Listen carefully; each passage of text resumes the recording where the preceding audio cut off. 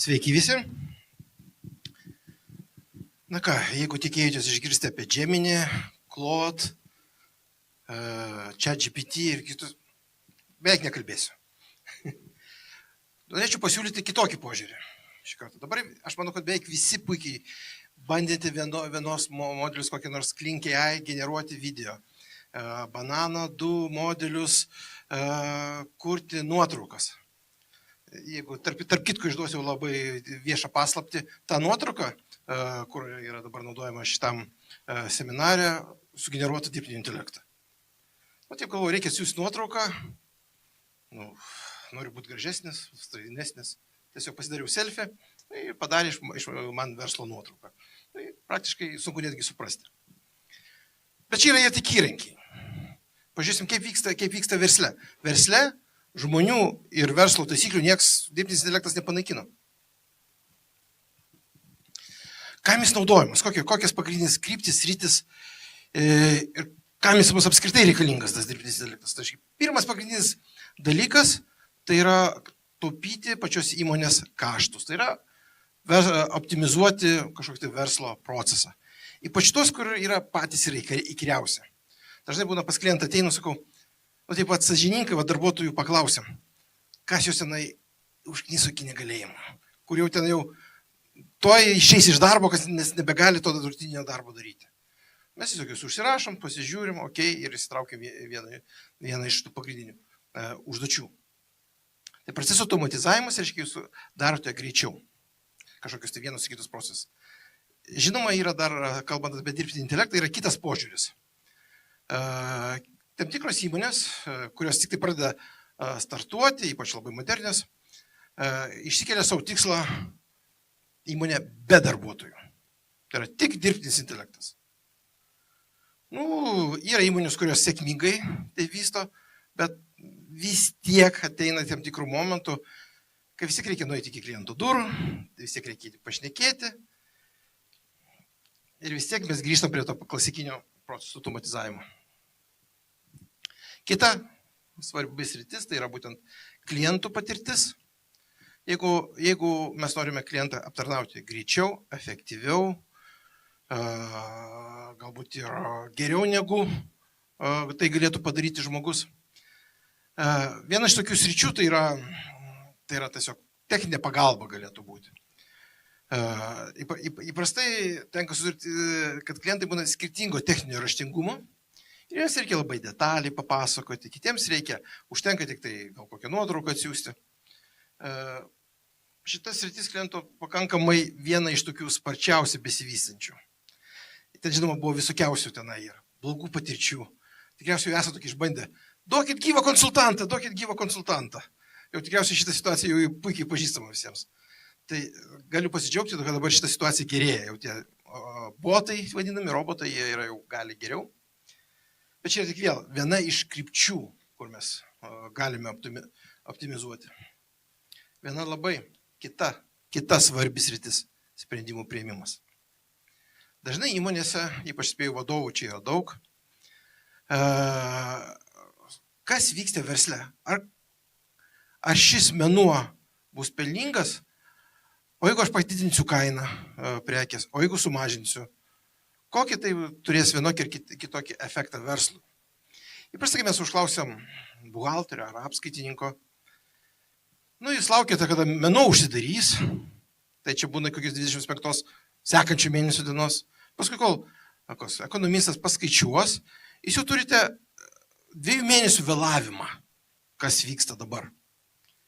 Dažnai su dirbtinio intelekto sprendimais, su informacijos valdymo sprendimais ir finansinių prognozavimų galima tai jau matyti šiai dienai, kas vyksta. Ir kas dar taip pat yra svarbus niuansas, kad dirbtinis intelektas tai yra, kad jūs nebūtinai kuriat kažką savo, o jūs galite naudoti standartinius įrankius, priemonės savo procesui suvaldyti.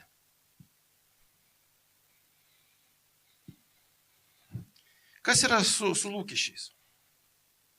Dažnai mes kalbam, kad mums reikia mąstyti, kaip mes išspręsime problemą, o ne tiesiog įsidėksim intelektą. Kartais susidaro toksai, ypač dabar, kai dirbtinis intelektas savo populiarumo viršūnė, kuris dažnai sukelia tas klaidingas viltis, kad mes tiesiog įsidėksim dirbtinį intelektą ir mums darbė dirbti nereikės, viskas verslas pagerės, pelnas padidės ir panašiai. Tikrai ne. Mums visą laiką žinoti, ką mes norime versle išspręsti. Yra tokios vadinamos yra smart tikslai. Tai kalbam apie smart tikslai. Pirmas yra S raidė, šifruojasi kaip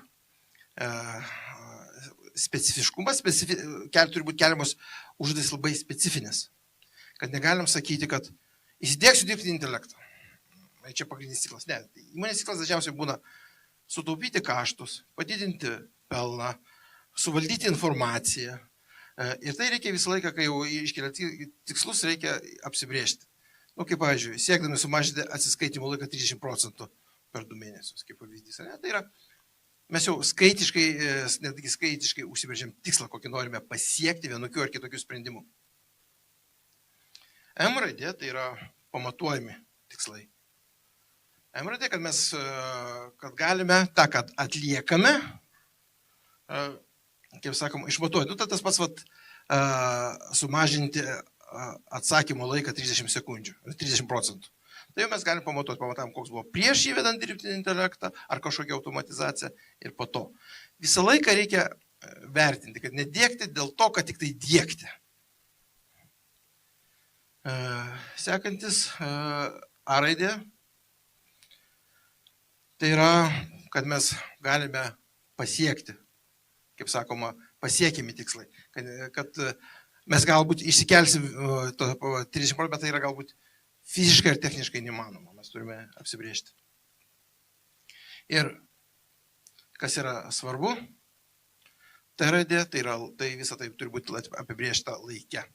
Kad jeigu jau pradėjom kažkokį tai dėkti ar dirbtinį intelekto, ar automatizaciją, ar kažkokią tai valdymo sistemą, visas tas pasiekiamas tiklas turi turėti kažkokią tai vadinamą baigiamąjį laiką, kada užbaigsim. Tai negali būti tęstis pusę metų, 2 metus ar 3, turi tiesiog pasakyti, okei, 2-3 mėnesiai bandomasis projektas.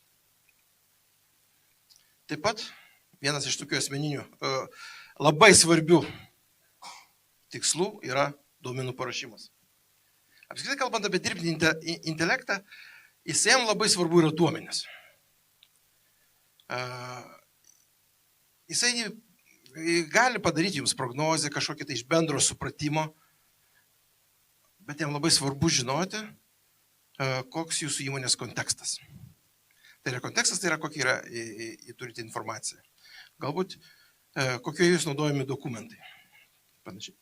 Vat kalbėjom apie dabar ką tik prieš tai būsią prezentaciją, labai man patiko, nes teko panašų projektą dėkti, kurį viena įmonė buvo pasiklydusi tarp visų reglamentų. Jų ten yra tikrai daug. Aš negaliu pasakyti kiekio, bet kai dėgiam, jie turėjo ar 4000 įvairių dokumentų. Nerealus kiekis ir jie patys negalėjo suprasti, kurie dokumentai yra galiojantis, negaliojantis, gal jie yra pasibaigę. Tai vienas iš tų tikslų pirmas tikslas buvo suvaldyti įmonės dokumentaciją. Tai ką gerai daro dirbtinis intelektas, tai tos vadinamos tyrinėja šablonus. Jis tiesiog paėmė, sudėliojo visus, paėmė dokumentus ir iš kiekvieno dokumento pradėjo traukti tą raktinį informaciją. Kokiam galioja, kaip sakoma, kokiais įstatymas vadovavosi tas dokumentas, galiojimo laikotarpiai, kokios yra temos, kokius uždavinius uždengia. Ir kai visą tai uždėliojo ir galėjo tiesiog darbuotojai pasakyti, kokie, tarkim, dokumentai viens kitam prieštarauja. Ir tiesiog ištraukė tos dokumentus tarpusai, palygino, kaip sakoma, ši vieno dokumento nuostata prieštarauja kito dokumento nuostatai. Tada buvo atiduota teisininkui, teisininkas jau tenai jau rimtai. Jokių būdų nepasikliaukit, irgi toksai Visą laiką tokius profesionalių teisininkų paslaugom. Tai vietoj. Dirbtinis intelektas vėl, jisai nežino jūsų įmonės konteksto. Tai vietoj. Kaip jisai dirba, dirbtinis intelektas, ypač apie teisinius dokumentus. Jisai puikiai ištraukia visus teisinius dokumentus, jis gali juos apibendrinti ir panašiai. Čia kažkada tai darėm su vienu teisininku eksperimentu. Tai vietoj. Davėm jam kažkokius tai atvejus ir kokius jo pasiūlymus.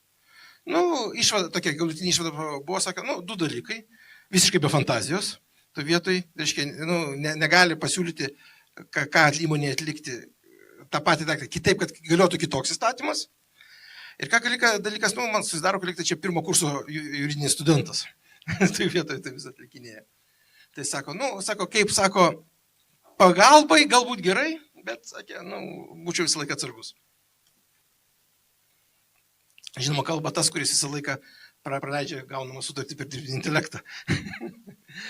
Iš tikrųjų, pirmą kartą būna, sakykim, taip, atsiunčia man sutartį pasižiūrėti, aš visą laiką praleidžiu, paprašau duoti komentarus savo pradinius. Kaip sakoma, teisininkai žmonės irgi užimti. Tai, okei. Kalbant, kaip apie dėgymą pačioje įmonėje. Tai vietoj. Žinoma, jeigu jūs jau įmonėje turite darbuotojų, nėra tas atvejas, kai jūs pradėjote nuo 0 darbuotojų, kad visus užduotis atlieka dirbtinis intelektas, vis tiek turite darbuotojų. Kaip visada, kaip yra naujovės, natūralu kolegom, žmonėm priešintis. Tai visą laiką susidūrė tokias 4 grupės. Prastai, tai mes turim entuziastus, kurie, naujovės dirbtinis intelektas darom. Pirmin. Čia yra visą laiką, kaip aš vadinu, čia yra mano draugai, mano pagalbininkai. Tai vietoj, kurios gal tik tai jų energiją tik šiek tiek suvaldyti. Bet turi kitą grupę. Tie, kurie priešinasi. Kuriems yra viskas blogai, dirbtinis intelektas kvailas, mes čia niekam nepadaryti, tik žmogus gali tai išspręsti. Kažkiek irgi teisūs. Tai šitie būtent pirmieji inovatoriai, tai būtent kurie padeda vienas ar kitas naujovės, ar labiau negi pasakykim taip, pakeitimus organizacijų dėkti. Kartais būna tas dirbtinis intelektas yra labiau kaip priedanga. Dažnai organizacija ar viena kita reikalinga apskritai pokyčių turėti, kad dažnai būna, teko ne kartą girdėti, kad dirbtinis intelektas yra kaip pretekstas susitvarkyti įmonę verslo procesus. Nes nori, nenori, tau reikia turėti kažkokią tvarką, kurią dirbtinis intelektas vadovausis. Žinoma, ateini, sakykim taip, o tai kaip jūs šitas sąskaitas pajamuojate šiandien? Pajamom tokiu principu. O kada ateina penktadienis, kaip jūs jas pajamuojate? Čia biškai greičiau pajamuojam. Tai bet kokia skaitmenizacija, dirbtinis intelektas, iš karto priverčia procesą standartizuoti ir vykdyti vienodai taip pat. Tiesa, dabar kaip tai apie tą paprašnekau, praleidau vieną labai svarbų dalyką. Tai yra tokia Gigo taisyklė. Garbage in, garbage out. Tai yra, jeigu dirbtiniam intelektui ar kažkokiam modeliu dar kažko duosit prastus duomenis, gausit prastą rezultatą. Galima ten, tarkim, su dirbtiniu intelektu bandyti sistemizuoti, atskirti ten prastą ar gerą informaciją.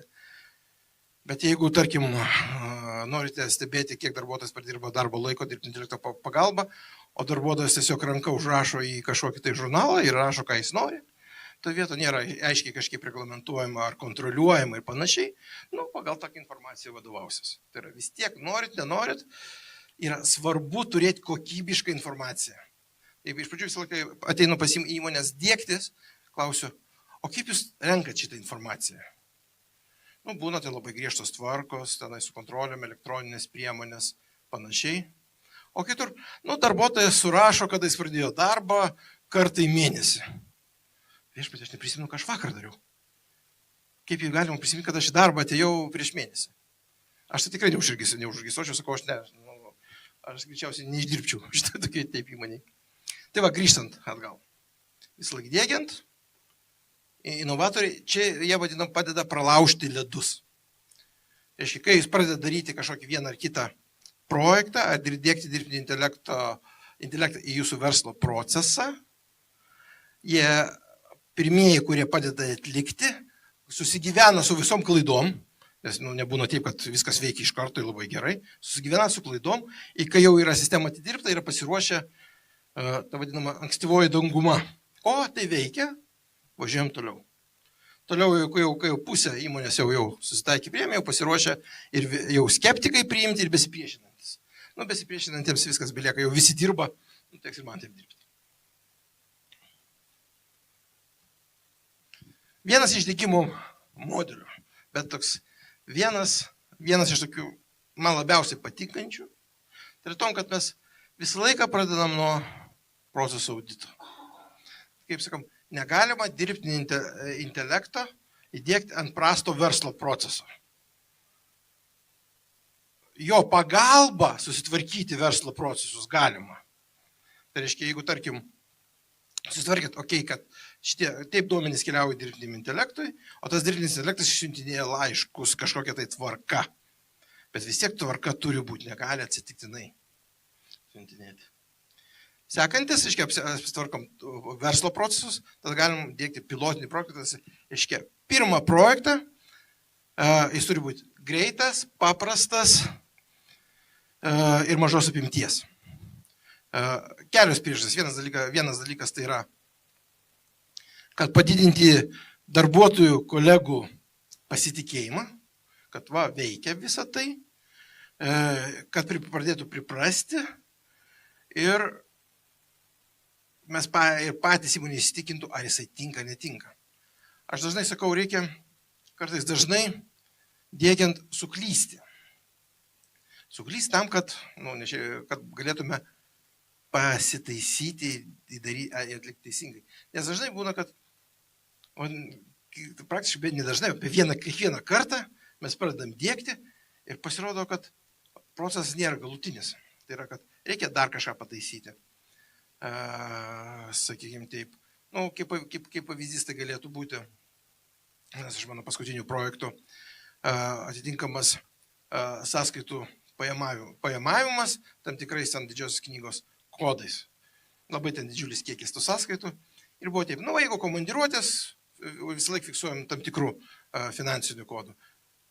Bet hop vieną sąskaitą, šitą blogai užpajamavo. O kodėl šitą blogai užpajamavo? Todėl, kad čia direktorius keliavo, kitokių kodų, kaip sakoma, fiksuojam. Kažkur sakau, kaip dirbtiniam intelektui žinoti, kad čia apskritai direktorius keliavo.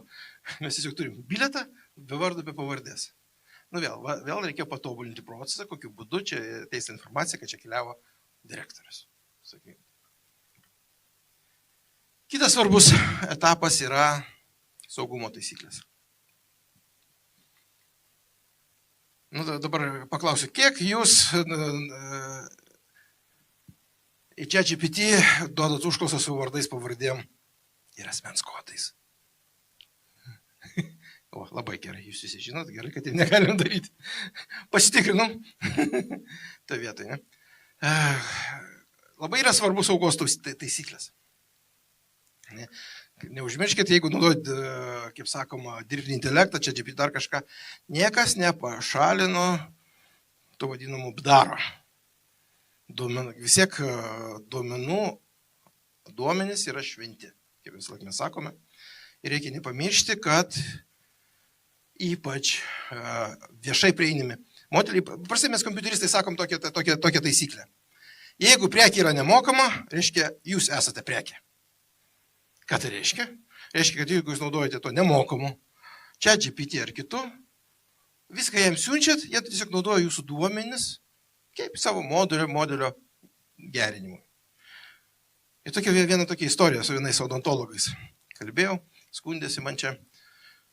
Sako, žinai, mano kaimynai, paprašiau, kad man sugeneruotų kažkokią tenai kortelę ir sugeneravo su kaimynų odontologų duomenimis viską. Sako, baisu. Taip, baisu. Nueikim pas kaimynus, ar jie irgi tą patį darė. Tai vietoj. Taip, pasirodo daro, nes pasirodo, ypač odontologijos, tų dokumentų nedaug turėjo OpenAI, jis tiesiog panaudojo tai mokymui ir neatskyrė, kad kai kurie duomenys yra privatus. Bet kaip tai yra sprendžiama? Tai vietoj, sakykime, ką čia dabar nebenasinauduoti dirbtinį intelektą. Tai sprendžiama dviejais dalykais. Ne? Tai yra yra komerciniai modeliai, kur tas OpenAI, Gemini, Google įsipareigoja, kad jūsų duomenys nebus naudojami apmokymams ir kitas dalykas yra laikomi saugiam konteineryje. Vienas dalykas. Bet dažnai būna to nepakanka, tai strateginės įmonėms ir panašiai mes diegiam netgi dirbtinio intelekto serverius grinai įmonės ribose. Tada dar griežčiau. Žinoma, dar kalbant apie kadangi jau čia paliečiau tą temą, galima taip pat tos duomenis prieš siunčiant dirbtinį intelektą išfiltruoti, užmaskuoti. Bet aš tiesiog kodėl apie tai kalbu tiek daug, kad tai yra labai svarbu ir pavojinga. Juristai, kiek tai pavojinga, juristai labiau papasakotų. Kitas dalykas, reikia neužmiršti, kad dirbtinis intelektas nėra, kad jisai neklysta. Man visą laiką patinka ČŽV direktoriaus frazė, kad su dirbtiniu intelektu reikia elgtis kaip su geru, protingu draugu, kuris yra girtas. Tai reikia visą laiką galbūt jis pasakys gerai ir panašiai, bet neaišku, kada jis tokią nesąmonę nugriebs. Mes netgi diegdami dirbtinį intelektą įmonėse, kur labai svarbu yra, kad jis neevoliucionuotų, kad jisai neprisigalvotų kažkokių tai nesąmonių, diegiam tokį darbo inspekcijos konsultantą. Tai reiškia tiesiog darbo inspekcijos, darbo saugos įmonė, kuri padeda įmonės inspektuoti. Jeigu mes tiesiog taip duotume, tai sen būdavo prisigalvodavo nebūtų dalykų, tai ką mes papildomai darydavom, kai jis neevoliucionuotų. Du dalykus. Reiškia, naudodavom dviejų gamintojų dirbtinį intelektą, kuris vienas kitą tikrindavo ir dar praturtindavo juos teisiniais dokumentais. Jis sakydavo, okei, jeigu tu manai taip, prašau, parodyk, kokiu dokumentu vadovaujasi. Taip galima jau. Tai jis tiesiog duodavo nuorodą, vadovaujasi tokiu. Kitas dirbtinis intelektas patikrindavo, ar toks egzistuoja dokumentas. Nes žinokit, ypač jeigu jūs čia GPT paklausėte, OpenAI, jums gali tokių nuorodų į dokumentus duoti. Atrodys taip patikimai teisingai, bet pradėsiu žiūrėti, kad tokie neegzistuoja dokumentai. Tai būtinai reikia turėti, patikrinti tikrai egzistuojantis dokumentas ir patikrinti jo turinį netgi. Tai yra atliekama ir padaroma, bet tiesiog pliku jau vadovautis yra labai pavojinga. Ir neužmiršti, vis tiek, kad procese visam, gal pirmąjį tyrimą gali atlikti dirbtinis intelektas, kažko apibendrinti, pažiūrėti, bet vis tiek sprendimą priminėja žmogus. Vis tiek visą proceso centre yra žmogus, kuris pasako taip, gerai, kaip sakoma, taip eiti, taip teisingai. Apie duomenų privatumą jau pakalbėjau, kad vieši dirbtinio intelekto modeliai tai yra toli gražu nuo saugumo. Tai, kaip sakoma, jeigu norite, kad jūsų darbuotojų asmens kodai vaikščiotų internete, visą laiką galima tiesiog pasinaudoti ChatGPT. Bet atitinkamai reikia žinoti, kokias po to pasiekmes vaikšto. Netgi turint tos izoliuotus modelius saugius, vis tiek dažnai dengiam tai, kad asmens dokumentai neiškeliautų iš įmonės vidaus. Vis tiek jos išfiltruojam, atfiltruojam. Nors jei būna įmonės deklaruoja, bet kaip sakoma, saugiau, kai yra, kad net nekeliauja, nes realiai dirbtiniam intelektui jam nesvarbu, nereikalinga asmens kodo ar vardas pavardės, dažniausiai užtenka, kad tai yra Jonas Jonaitis ir su kažkokiais skaitmenim, jam vis tiek jis gali atlikti analizę.